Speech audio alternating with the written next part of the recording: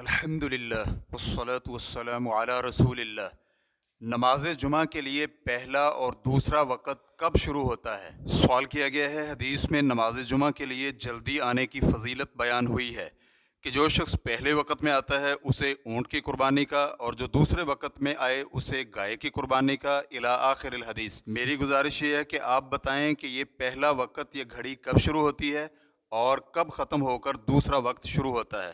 الجواب بعون اللہ سبحانہ وتعالی۔ ابو ہریرہ رضی اللہ عنہ بیان کرتے ہیں کہ نبی علیہ الصلوۃ والسلام نے فرمایا، جو شخص پہلے وقت گیا گویا کہ اس نے اونٹ کی قربانی کی، اور جو دوسرے وقت گیا گویا کہ اس نے گائے، اور جو تیسرے وقت گیا گویا کہ اس نے مینڈا، اور جو چوتھے وقت گیا گویا کہ اس نے مرغی، اور جو پانچویں وقت گیا گویا کہ اس نے انڈے کی قربانی کی۔ اور جب امام ممبر پر چڑھ جائے تو فرشتے بھی حاضر ہو کر خطبہ سننا شروع کر دیتے ہیں۔ صحیح بخاری حدیث نمبر 841، صحیح مسلم حدیث نمبر 850۔ ان اوقات کی تحدید میں علماء کرام کے 3 اقوال ہیں۔ پہلا قول، یہ طلوع فجر سے شروع ہوتا ہے۔ دوسرا قول، یہ طلوع شمس سے شروع ہوتا ہے۔ امام شافعی اور امام احمد وغیرہ کا مسلک یہی ہے۔ تیسرا قول، زوال کے بعد ایک وقت اور گھڑی ہے جس میں یہ سارے وقت ہیں۔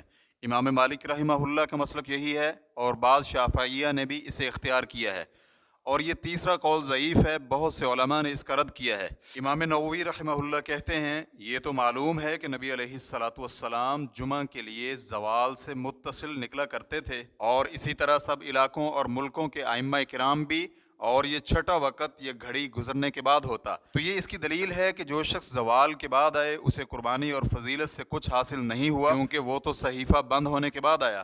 اور اس لیے بھی کہ یہ وقت اور گھڑیاں تو اس لیے بیان ہوئی ہیں کہ لوگوں کو جلدی آنے کے لیے تیار کیا جائے، اور پہلے آنے میں سبقت لے جانے کی فضیلت حاصل ہو، اور پھر پہلی صف ملے، اور جمعہ کا انتظار اور نفل و نوافل اور ذکر و اذکار میں مشغول رہا جائے۔ اور زوال شمس کے بعد جانے سے یہ سب کچھ حاصل نہیں ہوتا، اور نہ ہی زوال کے بعد آنے کی کوئی فضیلت ہے، کیونکہ اس وقت تو اذان ہوگی اور اس سے تاخیر کرنا حرام ہے۔ ریفرنس کے لیے دیکھیے المجموع للنووی جلد نمبر 4 صفحہ نمبر 414۔ اور ابن قدامہ رحمہ اللہ کہتے ہیں، امام مالک رحمہ اللہ کا قول آثار و احادیث کے خلاف ہے، کیونکہ جمعہ کی ادائیگی زوال کے وقت مستحب ہے، اور نبی علیہ الصلوۃ والسلام جمعہ جلد ادا کیا کرتے تھے، اور جب امام نکلتا ہے تو صحیفے اور رجسٹر بند کر دیے جاتے ہیں۔ جو شخص اس کے بعد آئے اس کا جمعہ نہیں لکھا جاتا، تو اس کو کون سی فضیلت ملی؟ ریفرنس کے لیے دیکھیے المغنی جلد نمبر 2 صفحہ نمبر 73۔ دوسرا قول صحیح ہے، یہ کہ یہ اوقات اور گھڑیاں طلوع شمس سے شروع ہوتی ہیں، اور طلوع شمس سے لے کر جمعہ کی اذان تک یہ 6 اوقات تقسیم ہوتے ہیں، اور اس گھڑی کا ہر جز حدیث میں موجود لفظ الساعہ سے مقصود ہے۔ شیخ محمد صالح العثیمین رحمہ اللہ سے پوچھا گیا، جمعہ کے روز پہلی گھڑی یا وقت کب شروع ہوتا ہے؟ تو شیخ رحمہ اللہ کا جواب تھا، رسول اکرم صلی اللہ علیہ وآلہ وسلم نے جو اوقات یا گھڑیاں ذکر کی ہیں وہ 5 ہیں۔ فرمان نبوی صلی اللہ علیہ وآلہ وسلم ہے، جو شخص پہلی گھڑی میں آیا گویا کہ اس نے اونٹ قربان کیا، اور جو دوسری میں آیا گویا کہ اس نے گائے قربان کی، اور جو تیسری میں آیا گویا کہ اس نے مینڈا قربان کیا، اور جو چوتھی میں آیا گویا کہ اس نے مرغی قربان کی، اور جو 5ویں میں آیا گویا کہ اس نے انڈا قربان کیا۔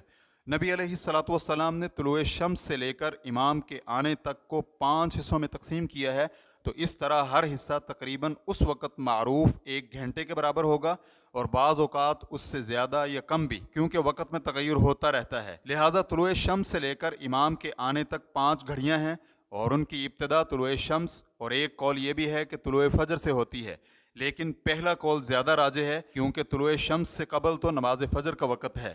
ریفرنس کے لیے دیکھیے مجموع فتاوی ابن عثیمین جلد نمبر 16 سوال نمبر 1260۔ اس مسئلہ کی مزید تفصیلات دیکھنے کے لیے آپ ابن قیم رحمہ اللہ کی کتاب زاد المعاد جلد نمبر 1 صفحہ نمبر 399 تا 407 دیکھ سکتے ہیں۔ واللہ تعالی اعلم۔ اسلام QA ریکارڈنگز مؤسسۃ الشیخ محمد صالح المنجد، المملکۃ العربیۃ السعودیہ، فتویٰ نمبر 60318۔ والسلام علیکم ورحمۃ اللہ وبرکاتہ۔